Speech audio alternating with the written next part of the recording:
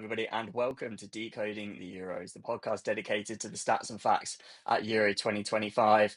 If you were living under a rock and you need me to tell you, England are once again champions of Europe, and I'm joined by a few friends today to speak through it. First up, we've got Jacob Bernstein in his England shirt. How are you? Feeling smug? Yeah, I'm doing very well, thank you. Still living off the high of yesterday's win, and looking forward to discussing it. Yeah, it was a fantastic evening. I'm in an England shirt as well, and someone else that is also in one and returning to the pod is Izzy Gilligan. Izzy, how are we doing? Yeah, still buzzing. Really excited to keep talking about it as well. Like, can never get enough when there's a trophy. Yeah, we're going to probably have to put a cap on this podcast because I think we probably could speak for 2 or 3 hours if we really wanted to. Someone that's probably not quite feeling as smug as the rest of us, but is in his football shirt of a Spanish-speaking country. It's Tom Maher. I'm happy for all of you, honestly. I just say Columbia shirt because I'm mourning the loss of a great major tournament. You know, it's been a fantastic month, and I'm trying to get myself through it in a Columbia shirt, thinking about the fact we've still got the Copa America, even if it is on at 1 a.m. You know, we still got some major tournament football. Is it the semi-finals now, Copa America? It is semi-finals, yeah. The final's at 10 p.m. our time, so the final we can probably do. But semi-finals might be tricky, but we'll give it a go. The final will be doable without disrupting the sleep. But we're going to be here, obviously, today to talk about the Euros. We're going to take a look back at the final, as well as having a look back at the tournament as a whole today, before touching on fantasy and, of course, a little game of Know Your Stat. But yeah, let's kick off talking about the final because obviously England won it, equalising after Spain took the lead in the first half. No one scored in extra time, so went to penalties, which England won 3-1. Serena's third Euros in a row. I heard today that the last time a team won the Euros without being coached by Serena Deeman was 2013, which just seems really, really long ago. But I thought it was a really entertaining final, trying to sort of imagine myself as a neutral because there was a lot of chances in the game. And I think I probably would have expected more than 2 goals in this. It was a really good watch. Tom, how did you feel? Because obviously you're not English or Spanish. Yeah, I thought it was a really high quality final, a really good game, a better final than the World Cup final a few years ago. I thought England actually played probably the best they've played since the group stage. I thought before the game, if they started the way that they started against Sweden or Italy, then it could be really tough for them, going a few goals behind. But it wasn't like that. They went 1-0 down. They, were well used to that at this stage, so they didn't panic or anything like that. I think that Spain will look back on that game, and I think they'll see it as an opportunity missed. I think they felt a little bit hard done by. I don't know if any of you've heard any of the post-match, but Bonmati, Paredes and Tomé all came out with something to the effect of the best team doesn't always win. I picked out Paredes in particular. She said, yes, I have a feeling that they were comfortable wasting time. There was time wasting, the keeper on the ground, the players on the ground. As long as they let them do it, it's part of the game. I presume she's talking about the referee there. They knew the way they wanted to play, and I think it's the third game they've won like that. And I'll be honest, I don't have much sympathy for them. I think you need to break a team down if you want to win, and you want to avoid the penalties. And they weren't able to do that. And when they did, they missed their chances. And I think defending is as much a part of a game as attacking. And England defended superbly well. Leah Williamson and Jess Carter were absolutely phenomenal. And it's a little bit rich to be complaining about that type of, gamesmanship when you've got Patrick Guijaro practically one of the most hilarious dives I've seen in the tournament, I think, when Michelle Adjumang hardly touched her and she was flying up into the air, But that's the kind of gamesmanship you have to come to expect in these tournaments. And I think for Spain, it raises a few questions. I think Tomé's now managed them in 2 major tournaments, the Olympics and the Euros. They didn't medal at the Olympics. They've obviously lost the Euros final. I think she got a few key calls wrong as well. I think Paralluejo had a really poor game when she came on. She missed 2 big chances. I think they missed the focal point that Esther was on the pitch, and even Esther missed a big chance, and that's ended up being the difference. Because England had 2 big chances, Spain had 5, and Spain strikers missed all of theirs, and England strikers scored theirs. I think it can come down to those fine margins, and that's the reason it went to penalties in the end. And I think the other big tactical error was taking Putellas off. I don't think I've seen anything about her being injured, but obviously what they did was take Putellas off, bring Pina on, Caldente move from the wing into centre midfield, and it didn't really work. I don't see why. I didn't think Athenia had a particularly impressive game to that point. And I think when you're taking off the player who's got the most goals and assists in the tournament, doesn't make a huge amount of sense to me. But yeah, I think England won the tactical battle in the end, and yeah, really exciting final, and just what this tournament deserved. And it had to be extra time, and it had to be penalties, didn't it? The way this tournament's gone, and yeah, first time the tournament's been settled on penalties since the very first one in 1984. Wow, I didn't realise that. I didn't realise it had been that long since penalty shootout in the final. I think the comments on the Spanish players were probably quite apt, because I think if I was one of them, I'd be focusing on the fact that I think Spain probably were the better team in the game. I noted down some of the stats from it. That Spain had 65% of the possession. They accumulated 1.6 xG more than England, so a goal or 2 more. And yeah, really would have expected Spain to cruise through that kind of game, but it comes down to moments. It comes down to what happens in the actual moment, not just an aggregate over time. So Spain probably felt like they deserved it, but England are the ones that nabbed it in the end regardless. And that's, like they say, that's the way the cookie crumbles. Izzy, how about you? How did you see this game? Because yeah, I do agree with the Spanish players. I think they were the better team, but England did push it through. I Right. think that it kind of did reflect quite a lot of the tournament where England are having these games against the oppositions that maybe on the day were stronger than them, but yet they were able to find a way and dig in and overcome these oppositions. And I think that was what happened yesterday. I think as soon as it went to extra time, I think we knew it was probably going to go to penalties. And I think then England just looked more confident walking into those penalties. Hannah Hampton looked very assured between the sticks, which is brilliant to see because I've loved watching her journey. I'm sure we'll talk about her in a bit. But yeah, I understand where the Spanish players are coming from. But at the end of the day, they had a really, really long time to try and turn it around. And if they weren't able to be clinical enough or convert those chances, then that's how tournament football works. And then the best team technically won in the end. So fantastic to see England winning a second Euros back to back. That's just incredible. I think just thinking of all the things that it'll do for football in this for women's football in this country, and I'm really excited to see the attendances next season in the WSL. I'm sure there'll be a big boom, as there always is, and just it's just fantastic all round. And I'm sure we'll see big celebrations tomorrow in London. Yeah, I've as we're recording, I've just had a BBC notification to say the Lionesses are at Downing Street with the trophy for the part of their celebrations. They're obviously back. But yeah, I think it's a really good point about the attendances because we saw such a boom after the last Euros and obviously a bit after the World Cup as well. We didn't win that, but got pretty far. So yeah, I'm hoping that it's just going to take another step. I think a lot of teams are, as in WSL teams, are starting to play more matches in their club stadiums, their main club stadiums, and this will just help to sell even more seats. You think about think about teams like Everton and Leicester when they've done it. There's a lot of empty seats still, so this might help fill up some of those.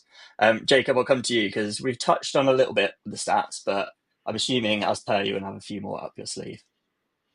I do. I think the hardest thing that I've found today is I've consumed so much media, but in relation to the final, but all of the kind of media that I've seen is all to do with the Chloe Kelly penalty, the kind of post-match scenes, and I found it so hard to separate almost the fan view and the kind of analytical, tactical view. So later on in the day, I was like, I need to kind of just watch back the game and kind of just like approach it from not a fan point of view.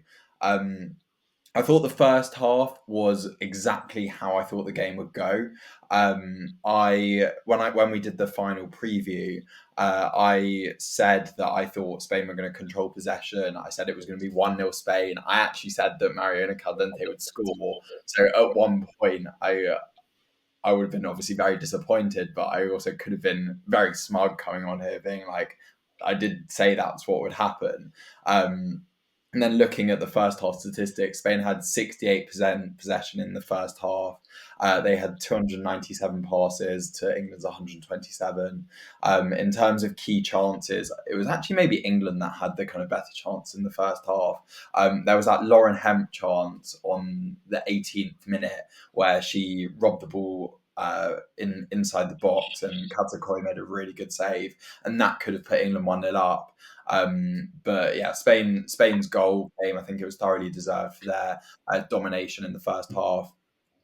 Down the right hand side, it was Anya Badier who crossed it in, and Caldente's header was unsavable. Basically, it was right into the corner, and I think I didn't really see a way back into the game for England, but I think the moment that switched the game was unsurprisingly the Chloe Kelly sub, and we saw it a lot earlier than we have seen it in the tournament because obviously Lauren James, who we weren't sure whether she was going to make it because of her ankle injury. She did start the game, but obviously came off just before half time. And there was a moment that Chloe Kelly had where she cut in from the wing and kind of beat her player, and then her shot was wide in the end, but it was that moment of brilliance where you're like, okay, this could get us back into the game.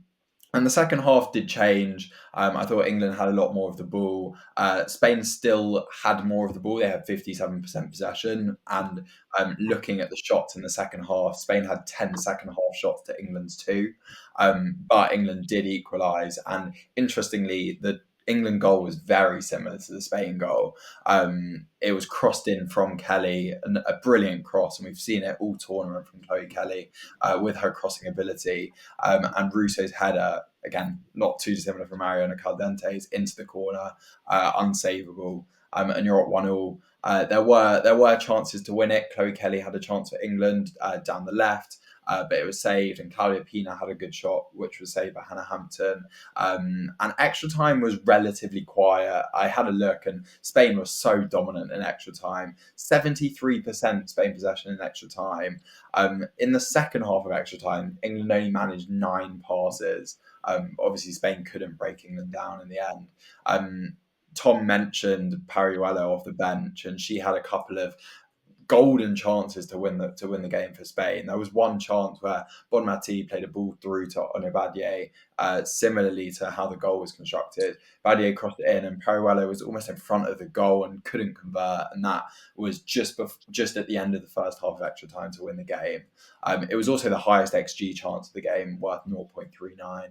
And then penalties it was, and from a fan's perspective, I thought it was over for England very early on. I thought when that Beth Mead had to retake her penalty, I thought that, and she missed. I thought England were going to go on to lose. I actually had a look because I remember a few months ago in the Men's Champions League, there was an incident with Julian Alvarez where he took a penalty and it touched both of his feet, and they actually disallowed the goal. So I was confused as to why Beth Mead was allowed to retake it. But I actually had a look, and in June 2025, so last month, they actually changed the rules, which meant that you can retake it. But I'm not sure if there's been any instances of that. So I'm intrigued to know whether this was like the first time since the rules come into play. But yeah, I mean, it was a heroic penalty shootout from England. I think Hannah Hampton, the star, to be able to make key saves from Mariona Caldente and Aitana Bonmati, and then Chloe Kelly doing what Chloe Kelly does, and winning England back-to-back Euros. And it was just a special night, and amazing to see all the celebrations as well. Yeah, I think you mentioned there about at the start of what you just said about the media, and you've consumed a lot, and as have I over last night and then this morning. And I think pretty much everything that I've seen is either the bits that you've mentioned or the fact that Lucy Bronze has a broken leg, which I thought was crazy because I've actually fractured the same bone before with a small hairline fracture, and it stopped me working my at the time like job stacking shelves in Waitrose. Never mind going and playing in a Euros final. So I was out playing for like 8 weeks. Never mind carrying on through it for my country. So yeah, big respect to Lucy Bronze. One thing I wanted to ask before we move on to sort of look at the tournament as a whole, people's player of the match. I think for me, I was probably going to go for either Leah Williamson or maybe Onabatier. I thought she was really good until that penalty shootout. And then for me, I think it has to be Hannah Hampton. I think she had two of the penalties, and we saw the thing on her sleeve, didn't we? Came through on the TV feed. So yeah, I think she's been so important this tournament when there's been so much talk about Mary Earps in the media and things as well. She's just got her head down. She posted today as well to say that her grandfather passed away recently as well. So that was obviously a major thing for her. But she's overcome it. She's got through it, and she's performed on the biggest stage. So Hannah Hampton would be mine. Izzy, I'll come to you first. Who was your player of the match? Yeah, I would say that I was particularly impressed by the defence. I think that Leah Williamson kind of comes alive in these big European finals. It seemed we saw her have an incredible Champions League final, and she had a pretty much repeat performance yesterday. I just think she was using all parts of her body to make these clearances and leading with such composure and calmness. And I think that was a really good performance from her. And yeah, so I'd say that she deserves her flowers because I feel like it sometimes comes from for people like Chloe Kelly get a lot of attention, and she will because she's the captain, but I think the defenders sometimes don't get as much praise. So yeah. Cool. Tom, who was yours? Yeah, I mean, I think you've both made really compelling arguments there, and I could agree with both of them. I think Leah Williamson and Jess Carter were fantastic as a duo. They weren't dribbled past once in this game. They're the joint most blocked shots. Jess Carter had 90% passing accuracy. Only Leah Alexandri had more. And like when you think about that against Spain, to have the second highest passing accuracy when you're under pressure, the options that you have are smaller and smaller. No player made more defensive actions than Leah Williamson. She made 11 clearances. Again, no player made more. But I'm going to return to your point there, Sam. I'm going to, just for the sake of having another perspective, I am going to give it to my player of the match, to Onyebache, because I thought she was fantastic. She, no player made more accurate crosses than her, 3. Chloe Kelly did make the same amount, but she also made the most key passes. She wasn't dribbled past once. She had the most touches of any player on the pitch. She also created 2 big chances, and obviously one is scored by Caldente, and the other is missed. As Jacob said, they're the highest XG chance of the match by Paraguayo, and if Paraguayo puts that away, yeah, it's very tricky. But yeah, I thought Onyebache was phenomenal this game, probably her best game of the tournament, and I'll give it to her for the sake of a new answer. Fair enough. And then finally, Jacob, who was yours? Yeah, I mean, I think everyone's kind of covered all of the players that were fantastic yesterday. I think mine would probably be Jess Carter. I think she was fantastic last night, and I think obviously she's had a difficult tournament, having received racist abuse. Obviously there was difficulties in the kind of first few matches with a couple of defensive errors, and then obviously losing her place in the semi-final to Esme Morgan. I wasn't sure whether it would be Jess Carter or Esme Morgan that would start, and then for Jess Carter to come back into the side, and I think she was absolutely fantastic. And again, to come back into the side against Spain, I just thought she put in such a good performance. And I think, yeah, for me, it would be between Jess Carter and Hannah Hampton. Hannah Hampton is obviously the hero for pulling off those 2 unbelievable saves in the penalty shootout. So yeah, it's hard between 2 of them, but I'll go with Jess Carter. Yeah, I think Carter's a real one for me that I wasn't expecting to be a star this tournament. Someone had asked me, like one of my friends that isn't as into women's football, about what England's lineup is like to be. or what I think it should be before the tournament.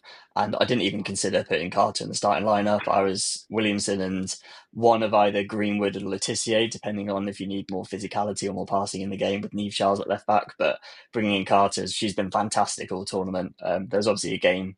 Esme Morgan was kind of needed for her height against Italy, so that was very useful to have. But Jess Carter's been a bit of a mainstay and fully deserved. So that's a bit of a roundup of what happened in the match yesterday. Let's move on to reviewing the tournament as a whole, because it has been quite the spectacle in Switzerland. It has been a record-breaking Euros in terms of attendances, 623,000 it was announced yesterday. So the most attended Women's Euros ever. 29 of 31 matches sold out, which I thought was really impressive considering that the largest stadium in Switzerland is Basel, which is where the final was, which has a capacity of 34,000. And obviously, I think Old Trafford was part of the Women's Euros. That's 70, I think. Wembley's 90. So we've got the massive stadiums over here for when we hosted the Euros a few years ago, and we didn't reach 623,000. So the Swiss really turned up. I know there was a lot of people travelling. I think they said roughly a third of the people attending the matches were from other countries. But yeah, the Swiss contingent really did their part and made it a really good tournament throughout. I want to review some of like the bigger moments throughout the tournament. So obviously we know what's happened in the final. We've been reviewing it all along, but I'm wondering if you had any like standout moments. Tom, I'm going to come to you first. If you had any like standout moments that are going to sort of stick with you after the tournament's done. Yeah, there is so many, to be fair. I think it was a really, really good tournament. I think the absolute standout moment for me is the Anne-Catherine Berger save against France. I mean, I just still can't believe she saved that. And then to go on and be the star of the shootout, score and save, that was a real standout for me. I don't want to take others, but I wanted to quickly mention as well Wales. The Welsh national anthem on the first game was so stirring, and it was obviously not Welsh, but it was amazing. And then Jess Fishlott getting her goal. Wow, at a major tournament, the first goal Wales have ever scored at a major tournament. That was pretty special. Yeah, there's three really good moments in there. And though, if you're just listening to the podcast, not watching it, you won't have noticed this. But when Tom just mentioned Anne Katzenberger saved, me, Jacob, and Izzy all just smiled at the same time because I think we all appreciated that save and that moment and the performance from Anne Katzenberger in that game. Jacob, I'll come to you next. What are sort of your standout moments from the tournament? I was going to say Anne Katzenberger as well. I just think there was so much drama in that France-Germany game, and for Germany to go down to 10 players so early on, and then Anne Katzenberger's heroics, not just saving penalties but also scoring. I think that will go down as one of the best moments. I think Italy were probably the kind of biggest shock of the tournament, and the fact that they got to the semis and were so unlucky not to get to the final. That I think that Jurelli last minute winner against Norway was absolutely brilliant. And then the last one for me was I thought Switzerland, I think maybe they weren't the strongest side, but that moment against Finland, scoring in the last minute again to put them through to the quarterfinals, was a big moment. And I think it's always great to see our host nation kind of go further in the tournament. So I think that was a big moment for them. And then just speaking overall, I think the whole knockout stages were really entertaining. 5 out of the 7 games of the knockout stages went to extra time, which I think shows the competitiveness of the games, but it also added a lot more drama, and it was a lot more entertaining to watch. And as I said, 5 out of the 7 are knockout games. One of the other of the knockout games that didn't go to extra time was that Norway-Italy game, which had a last-minute winner in. So they were all really well-contested games, which I think is testament to all the teams in the tournament, really. Yeah, like you say, it shows that everyone's on a similar level, and it's not just one or two teams running away with it. I know before the tournament started, we obviously did our predictions, and I put England to win. But I'll be honest, once I saw Spain play their first game, in my head I changed that. I hadn't even seen England play at that point, but I was like, Spain are just so good. But yeah, come the end of it, they didn't actually run away with it. They struggled to get through, just about to get through Germany, and then obviously struggled against England. I wanted to mention Switzerland for one of mine as well, actually. I read on the BBC earlier that in the domestic league in Switzerland for the women's, the average attendance last season was 569. And we've gone from that to 29 of 31 matches being sold out. They're obviously getting behind the national team over there. Hopefully that will translate into the club football a bit. I know a lot of the national team play abroad. But yeah, hopefully that sort of bigs up domestic football in Switzerland as well. Izzy, I'll come to you next. What are your sort of big Yeah, moments I from the mean, tournament? yeah, you've all kind of covered a lot of the moments I was going to mention, but I think I forgot to include Wales when I was thinking about it, and I was before I'd even graduated uni. It feels like so long ago now, and I was watching that first Group D game, and I found that so emotional. I remember sort of shedding a tear watching the Wales national anthem, and again, absolutely no ties to Wales, but I just think it is really cool when a team's able to have that much support in their first major tournament, and to see that many Welsh fans out there was really awesome. And again, Switzerland, I think it was just they just did it really well. And I mean, I didn't go out there, but everything I saw online and all the pictures, it was just so beautiful seeing all the fans walking across lovely bridges through these picturesque towns and these stadiums with the mountains as backdrops. I just think it was a really great nation to host a tournament for where women's football is at the moment, like such good stadium sizes to make sure it's all sold out. Atmospheres are great. And I'm excited to see what happens for the Swiss players playing in that league and women's football in their country, but also everywhere else as well. Yeah, yeah, because there'll be plenty. It won't just be the Swiss or the English having won it, that it will boost that country's sort of domestic leagues. It'll be from around. I think one.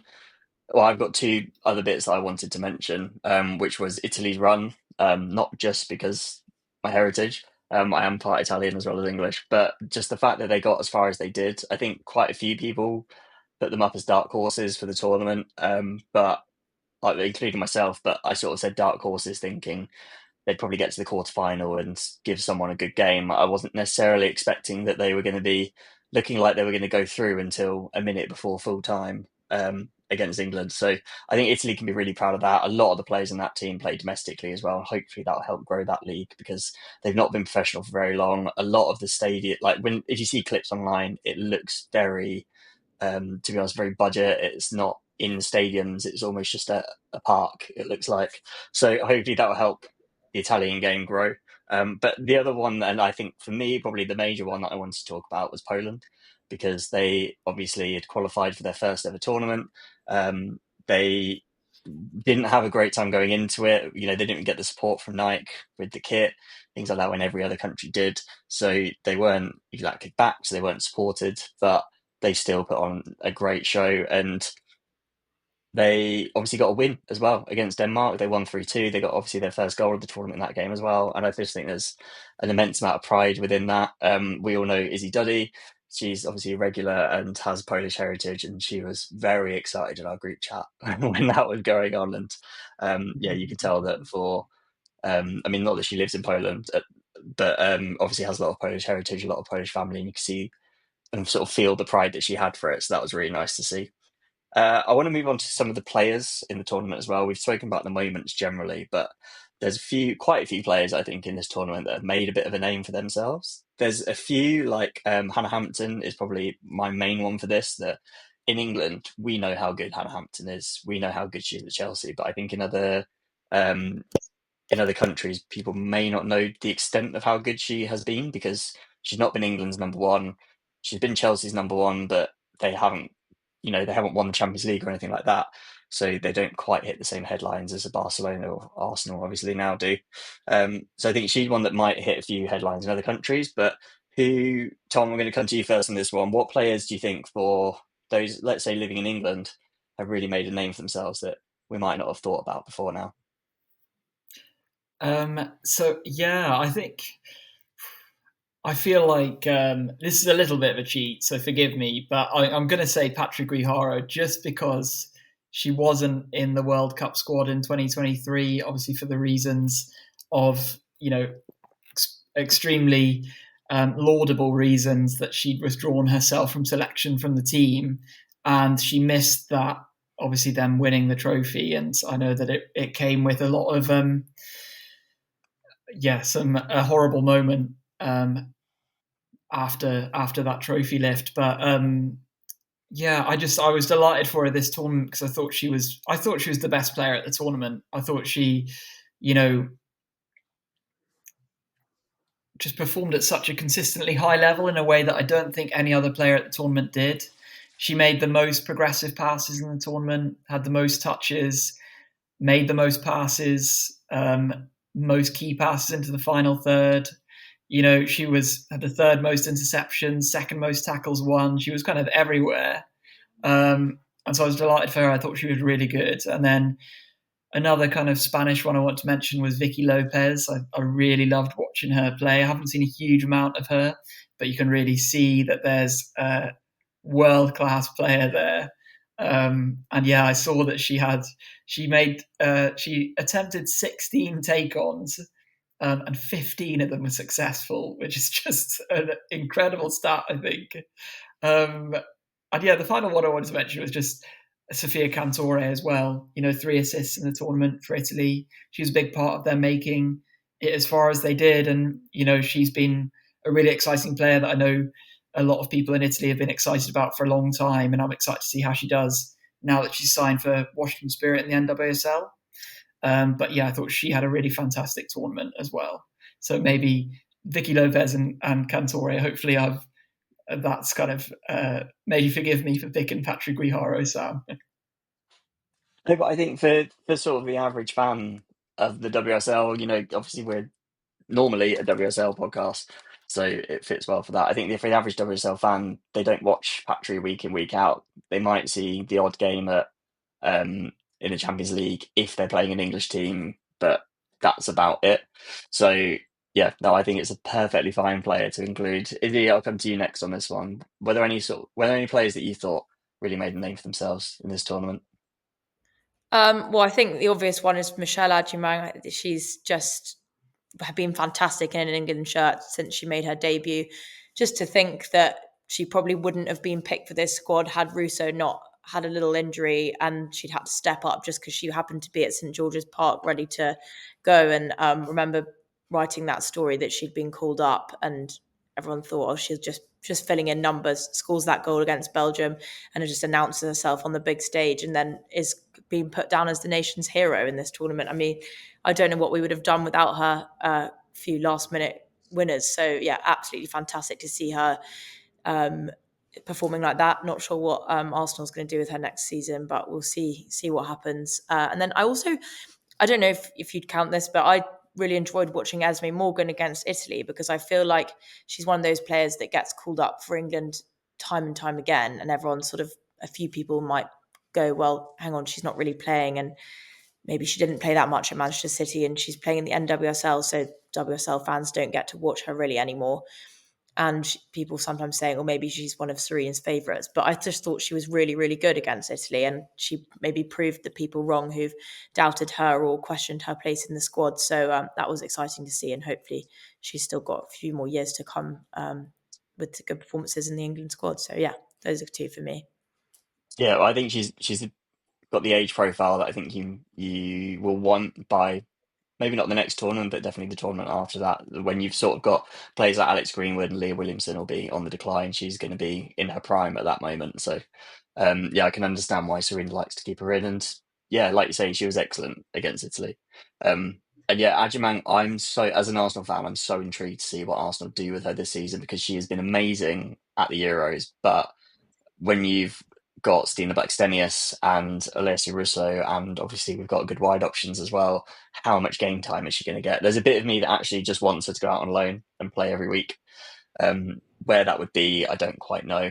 But yeah, somewhere within the WSL would be my preference. But anyway, back to the Euros. Jacob, finally, what players really made the name of themselves for you?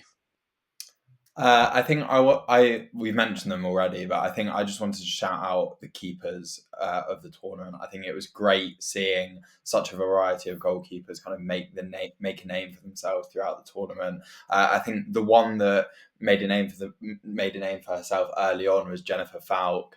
Sweden kept 2 clean sheets. They were the only team to have kept 2 clean sheets in the group stages.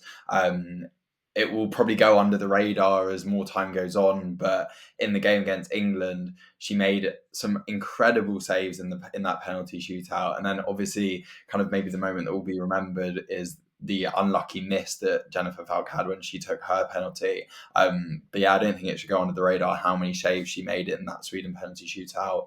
And then we've spoken on Ann-Katrin Berger kind of having that moment against France as well. And I also thought she was really good against Spain in the semi-finals. And then obviously Hannah Hampton on multiple occasions in 2 penalty shootouts, kind of being that clutch player for England. The other players that I wanted to shout out, I thought Kosovare Asllani from Sweden was fantastic. I was honestly a really big fan of Sweden throughout the tournament, and I think they were obviously unlucky to go out against England, but I think they really could have gone far if it wasn't for that penalty shootout. If it wasn't for that penalty shootout against England, 2 goals and 3 assists for Asllani, and she plays for London City Lionesses, so I'm looking forward to watching them next season. Again, to go back to the WSL, some big signings for London City Lionesses. Obviously, just signed Nikita Paris, and I think they could be really interesting to watch. And then obviously, I think it goes without saying, both Chloe Kelly and Michelle Adjemang have both made a name for themselves. I think the reason I wanted to mention Chloe Kelly is because obviously her kind of exit from Man City was in difficult circumstances at the beginning of the year, and then she kind of had quite a good loan spell at Arsenal, so it's good to see her kind of performing on the big stage and making such an impact from the bench. And now obviously Arsenal signed her permanently, so I'm looking forward to seeing, well, as a Spurs fan, I'm not looking forward to seeing her performing in the WSL, but as a neutral, I am looking forward to seeing her perform in the WSL. And then Izzy spoke about Michelle Adjemang, so I won't say too much on her, but I think that was just a moment for me watching all the highlights back from last night.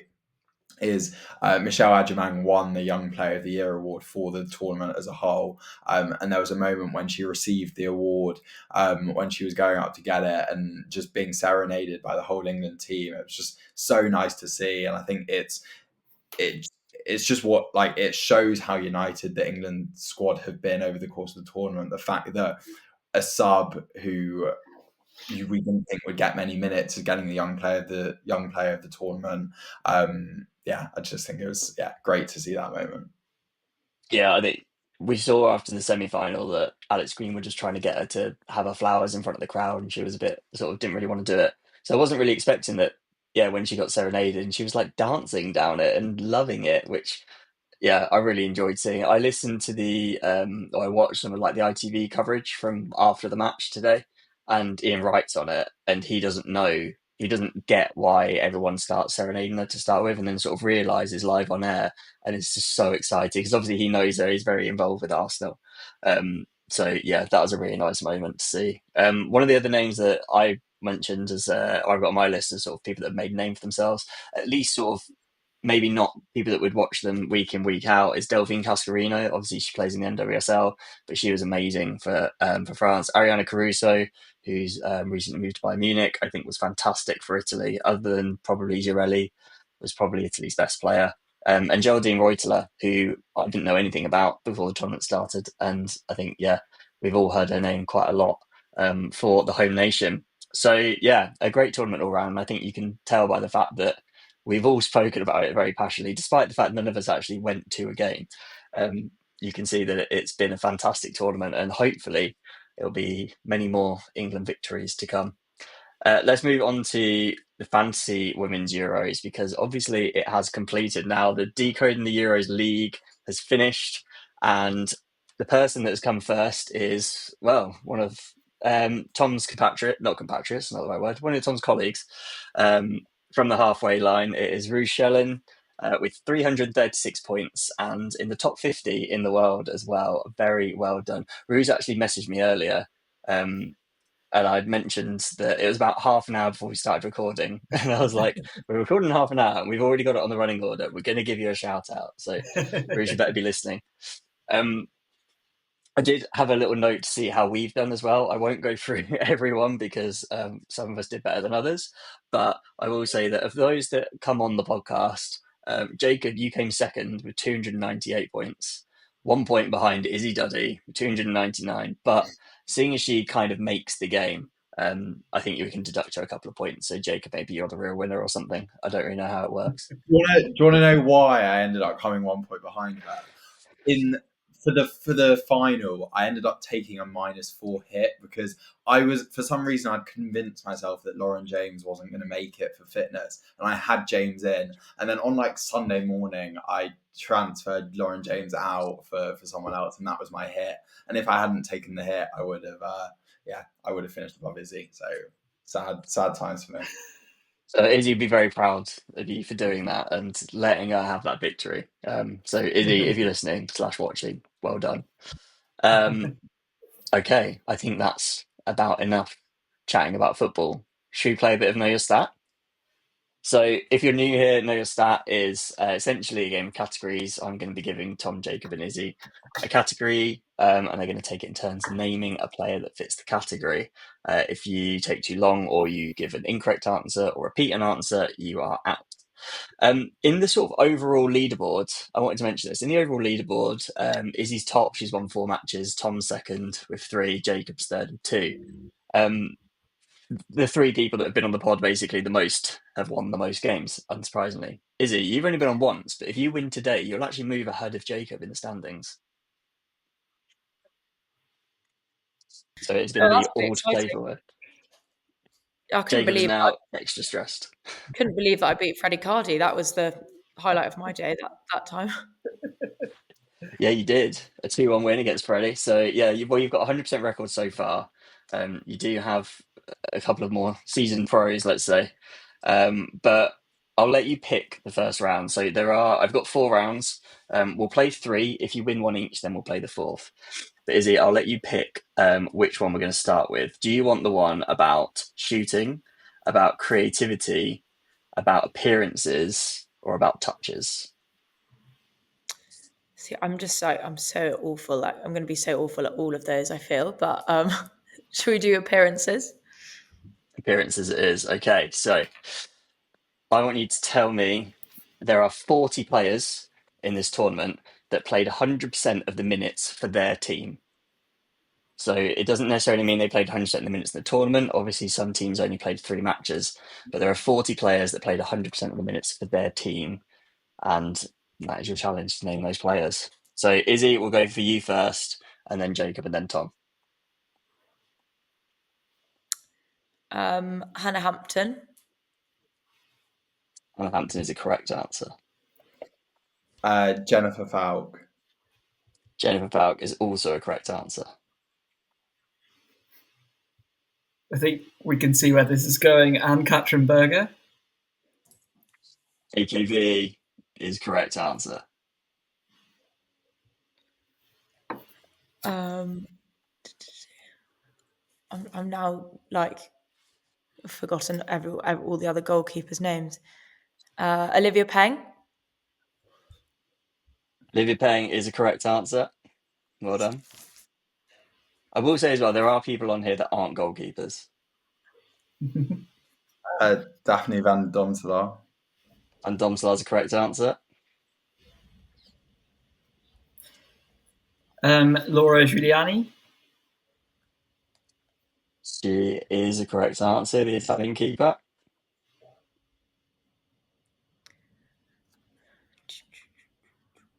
I'm going to go rogue now. I know that's definitely not going to be right though. I'm just going to take the hit on going for Stina Blackstenius. Stina Blackstenius is an incorrect answer. So unfortunately, well, assuming that Jacob and Tom get an incorrect answer as well, that means you are out for this round. I'm going to go King Ashemik. King Shemek is correct. That was my one that I had next. I'm going to go Maja Bay Ostergaard. She is a correct answer from Denmark. So back to Jacob. Oh no, I'm out of goalkeepers. I'm gonna go Alex Greenwood. Alex Greenwood is an incorrect answer. So she played 99% of the minutes for England, but did not play all of them. I think she was subbed off late on in one of the games. So, Tom, this is for the win. I think Pauline Perraud-Mangan for France. From France, yep, she is a correct answer as well. So with 4 correct answers, Tom takes round 1. I'll give you some of the answers that you could have had. I won't go through all of them, but you could have had on Batiziak, Angrad James, Ariana Caruso. You could have had Dominic Janssen from the Netherlands, Eva Nystrom, Eva Pajor, Gemma Evans, Yanis Kamen, Yanina Minga, Jennifer. Oh no, we had Jennifer Falk. Sorry, Leah Valti, Una Siren, Sari Keys, Tessa Vullart, Tatiana Pinto. So yeah, quite a few not so easy to get names, but yeah, I thought that was a good round. I thought you did quite well. I was a bit worried that that one might have been too hard, so I'm kind of glad that you got 9 between you. At least it sort of softened the blow a little bit. Jacob, we'll go for you next on this one. So you get to go first and you get to pick the round. Would you like the one about creativity, shooting, or touches? I'll go shooting. Shooting. Okay, so I would like you to tell me any of the 30 players that took at least 8 shots at the Euros. Doesn't need to be on target, just 8 shots. Stina Blackstenius. Stina Blackstenius, of course she did. 21. I think she might have had 8 in one game at one point. Tom next. Wow. She loves a shot, doesn't she, Stina? I'm going Yeah, to go there's Russo. I can't. Alessia Russo is correct as well. She had 16. I can't remember what the exact tweet is, but it's something like Stina Blackstenius will miss 8 shots, but you better not give her a 9th. Yeah, I saw that. It's so apt. Izzy. I've now just lost the name I had in my head just then. Bon Mati. Yeah, Bon Mati is correct. 16 as well, same as Russo. Esther Gonzalez. Esther Gonzalez was the second most with 23. Leah Schuller. Leah Schiller only had 10, which surprised me, but correct answer nonetheless. I'm trying to think. Girelli. Christiana Girelli. Cristiano Girelli had 11, correct answer. Katoto. Maria Antoinette Katoto had exactly 8. Just about a correct answer. Alexia Putellas. Yeah, very surprised that no one said her yet. She had 17. Sandy Baltimore. Sondi Baltimore is an incorrect answer. She had 4 shots, unfortunately, Izzy. Oh, I thought she was doing way more than that. Sorry, Sandy. Never mind. So, Izzy, that doesn't mean you're out. It's now just between Jacob and Tom. Claudia Pina. Heidi Peen is correct, 17.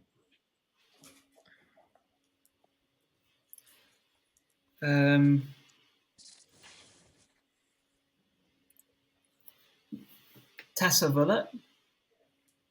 Tessa Vullart is also an incorrect answer. Oh, no. She had 7, so 1 short, which means Fair play. Jacob takes Well the done, Jacob. round. I'll read you out some of the names that you could have had. You could have had Ariana Caruso, Athena Del Castillo, Delphine Cascarino, Ella Toon, Eva Pajor, Angeldal, Georgia Stanway, Reutler, Irene Paredes. Surprised me that she was on there, but she was.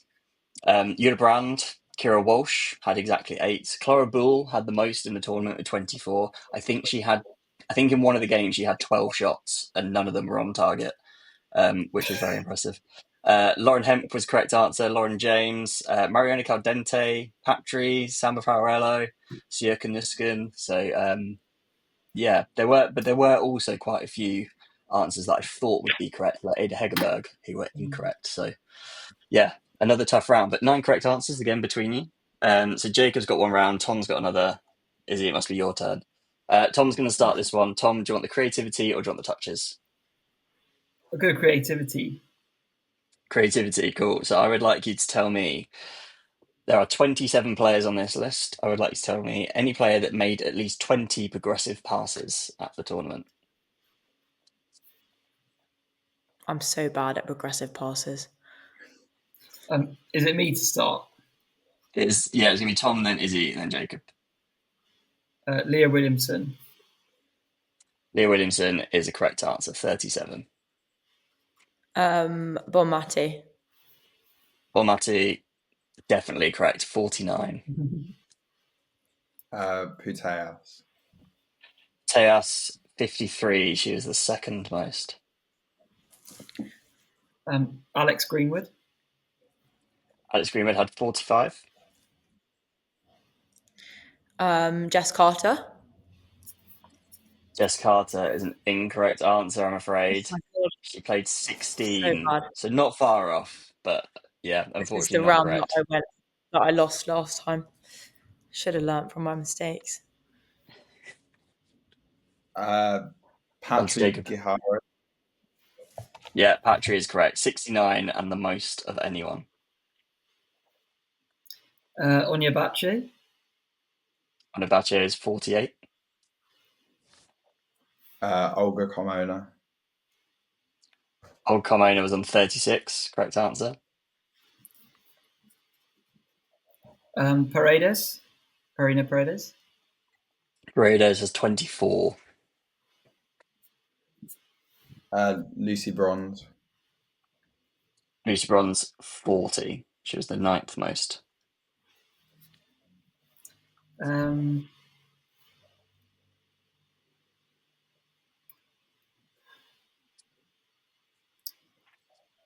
Hannah Hampton.